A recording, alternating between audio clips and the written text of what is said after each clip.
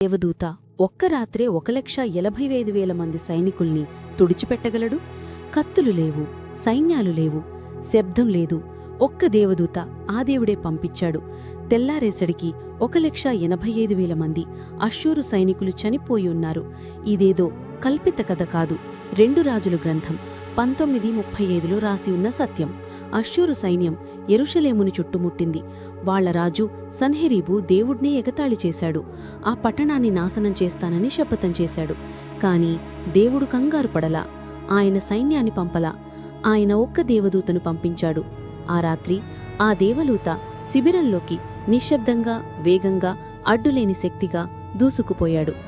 సూర్యుడు ఉదయించేసరికి వాళ్లంతా పోయారు. ఒక సైన్యం మొత్తాన్ని తుడిచిపెట్టేశాడు.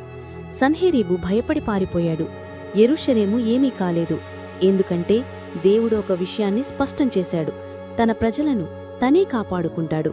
పరలోకం నుండి వచ్చిన ఒక్క దేవదూత భూమి మీద ఉన్న ఏ సైన్యం కన్నా గొప్పవాడని మీరు నమ్మితే ఆమేన్ అని టైప్ చేసి దేవుడు తన ప్రజల కోసం యుద్ధం చేస్తాడు అని చెప్పండి.